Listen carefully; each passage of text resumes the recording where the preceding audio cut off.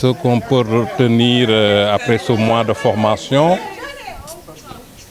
on peut dire vraiment que l'objectif a été atteint. Vous l'avez constaté tout à l'heure avec le discours du représentant des participants. Vraiment, nous avons, j'allais dire avec les 3 thèmes que nous avons eu à développer, l'approche 5S, management de la maintenance, maintenance des équipements de laboratoire. Après l'évaluation, on s'est rendu compte que l'objectif qui était visé a été vraiment atteint. De manière concrète, qu'est-ce qui a été cet objectif?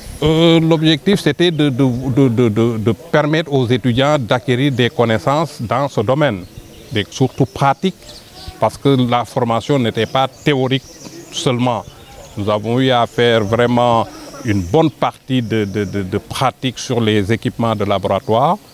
Sur l'approche 5S Kaizen, nous avons pu quand même aller dans un centre de santé pour leur montrer réellement l'impact de cette approche dans une structure sanitaire. Ce que ça peut vraiment impacter, point de vue organisation, au niveau d'une structure hospitalière. D'ailleurs, l'approche 5S, comme vous le savez, c'est la base de la maintenance hospitalière. Parce qu'il faut cette approche pour pouvoir mettre en place ce qu'on appelle le management de la maintenance. C'est ce que nous avons pu développer durant qu'on appelle ça encore, ce mois de formation. Et vous l'avez constaté tous, les participants ont très bien apprécié. Et j'espère qu'une fois retournés chez eux, ils vont vraiment l'utiliser à bon escient et essayer de partager aussi avec leurs collègues qui sont restés au pays. Ils sont au nombre de 15. Donc nous avons le Sénégal qui a envoyé 4 participants. Après le Sénégal, vous avez le Burkina, le Togo, le Mali, les 2 Guinées, Guinée-Conakry, Guinée-Bissau, la Côte d'Ivoire, le Cameroun, Djibouti, RDC, je crois que je n'ai pas oublié, Niger, voilà. Donc ce sont ces différents, en tout cas, ces différentes nationalités qui ont eu à participer à cette session de formation. Leur profil, c'est des techniciens supérieurs et ingénieurs. Donc c'est des gens qui ont déjà une très bonne expérience parce qu'ils ont fait plus de 20 ans dans le système.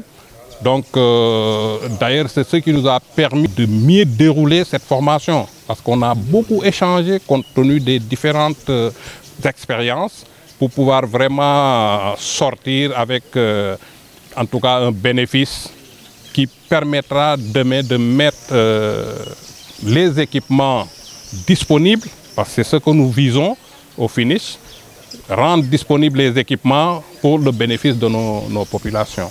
Nous avons déjà formé plus de 200 et quelques techniciens qui sont sur le terrain, qui sont dans les structures hospitalières, qui s'occupent de tout ce qui est maintenance, bien entendu. Il y a certes des difficultés, ça ne manque pas, mais c'est ça la maintenance. Avec les difficultés quand même, nous allons essayer de trouver toujours des solutions. Parce que la maintenance, c'est extrêmement difficile. Ce ne sont pas les hommes seulement, il faut bien sûr ces ressources humaines qualifiées, il faut un budget pour pouvoir prendre en charge la maintenance. Ça coûte très cher. Ça coûte très cher, surtout la maintenance préventive. Voyez. Donc nous y sommes.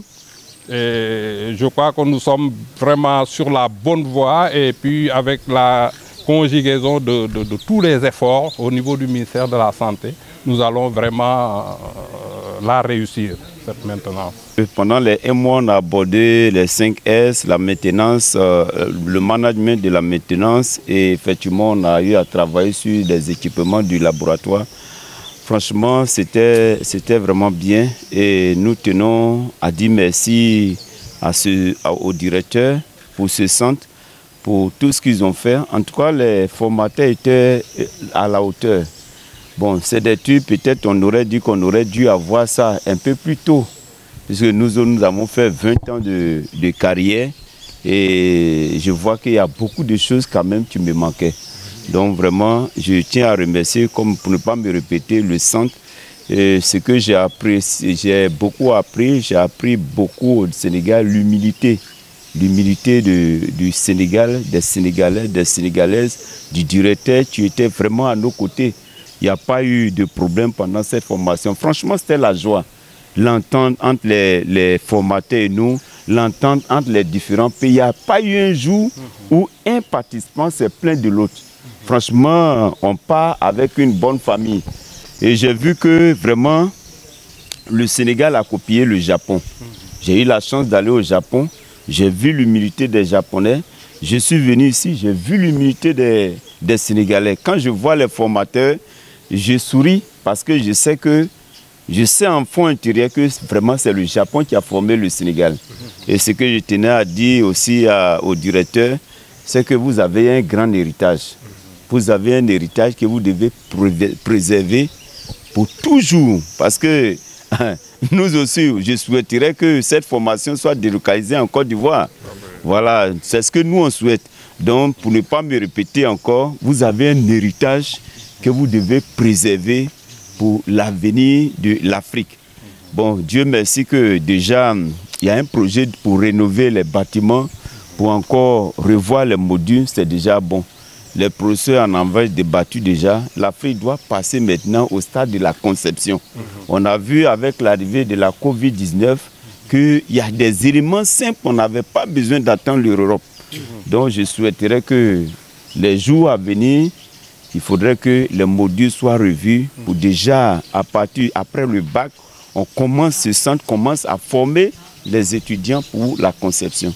C'est ce que je disais. C'est vrai que j'ai été au Japon, on a fait le module 5S. Je pensais avoir compris, pourtant je n'avais pas compris. Mais lorsqu'on est arrivé ici, on nous a enseigné, on est allé dans une structure sanitaire, on a mis la formation en pratique. Donc là, je n'ai plus rien à dire. Dès que j'arrive au pays, bon, c'est de passer d'hôpital en hôpital pour former les gens.